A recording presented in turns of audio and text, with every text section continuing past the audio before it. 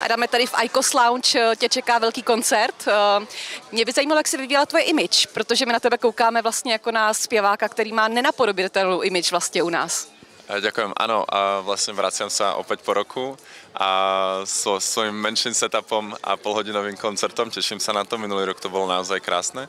A k tej imidži ďakujem, no ja si myslím, že veľakrát tá inšpirácia prichádza zo zahraničia, kde si myslím, že keby som sa takto dal na nejakú priamku k tým zahraničným hviezdam, tak by som sa možno stratil práve, takže možno to tak vnímame iba v Československu, čo je veľká škoda. Podľa mňa by sme mali prinášať viac tej inšpirácie aj zo zahraničia sem a tak by som sa k tomu vyjadrila. Ďakujem, vážím si to. Mě by právě spíš zajímaly ty začátky, jestli třeba si na začátku vystupoval jenom v džínách, v tričku, jak to bylo?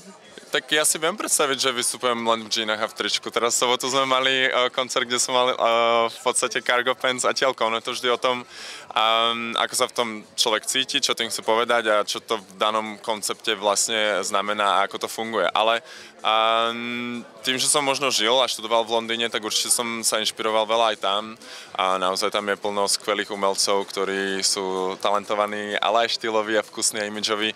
A určite som veľa nakúkal tam, ale myslím si, že tu máme práve na Slovensku aj v Čechách strašne veľa talentovaných dizajnérov, takže sa strašne rád prepájam aj s nimi a veľakrát si sadneme a potom buď tvoríme spolu videoklip, alebo práve sa dohodneme na nejaké špecifické koncerty, kde spolu robíme nejaký výtvor.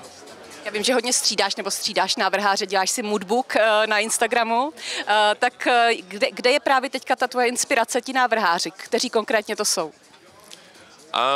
No, je to rôzne. Teraz ako keby, ak sa tak nejako, ak si to premietnem nejakých pár dní dozadu, tak som mal veľa vecí od Viktora Varga, alebo Viktor Varg, čiže vlastne návrhár slovenský, ktorý pôsobil v Miláne a vrátil sa len pár rokov dozadu späť na Slovensko a tak nejako sa vlastne teraz etabluje tu.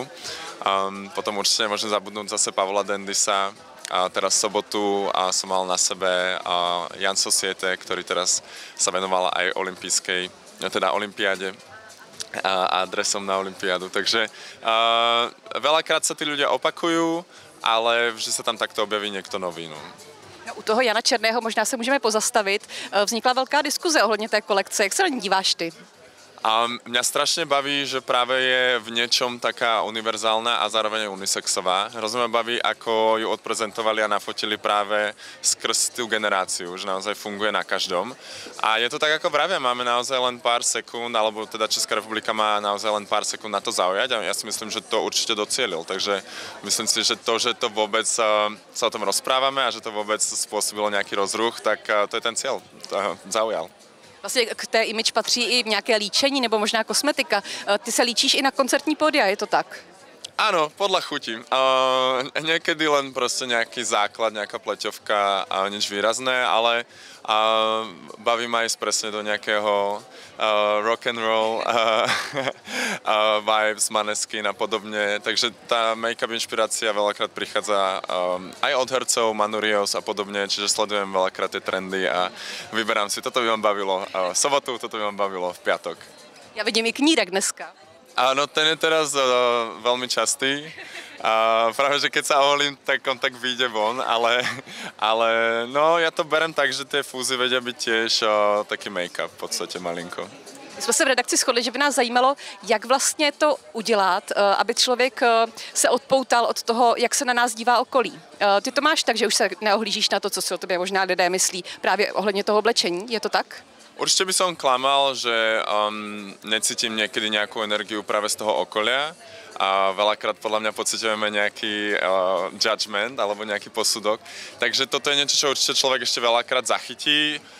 Snažím sa nepustiť tú energiu, ak je negatívna ďalej a asi tam je nejaký ten začiatok toho, že ak sa v tom naozaj cítim dobre, tak si to musím potvrdiť ja sám a nie je to okolie. Takže samozrejme, že niekedy môžeme byť delusional a môžeme byť naozaj nevkusne oblečení a tady nám nikto nepomôže, ale no, takže je to asi na nejakom zdravom úsudku a presne snažím sa ja sa v tom cítiť dobre a veľakrát teda tie reakcie sú pozitívne, tak mám taký pocit, že asi teda niečo robím správne, no. Ale rád príjmam aj konštruktívnu kritiku. Takže. A je to teda možná i tvoje rada vůči pánům, kteří by chtěli být trošičku odvážnější v módě?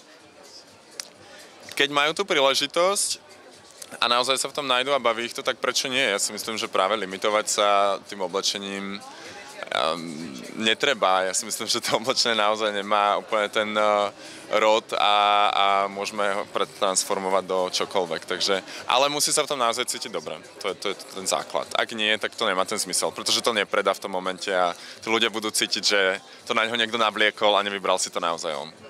Mám poslední otázku, ale je docela zásadní. Ponožky v sandálech. Ano nebo ne?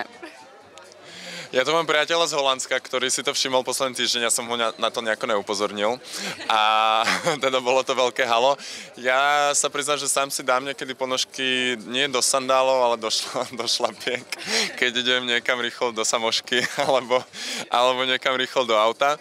Takže nemôžem byť pokrytec a povedať, že sám som to niekedy neurobil, ale no, asi sa tomu vyhýbam do spoločnosti. Ja si myslím, že v spoločnosti sa to neúplně patrí. Jan Černý mi třeba říkal v rozhovoru, že vlastně i Louis Vuitton jako měl kolekci s těmi ponožkami. To boli iné sandály, to boli vlastne tie také uzavreté, ak si pamätáte. Čiže áno, tie ponožky boli vidno, ale netrčali z tej papuče vlastne boli. Hej, ale boli to presne ako keby kvázi naše chovačky, takže viem presne, čo myslí ten Dior.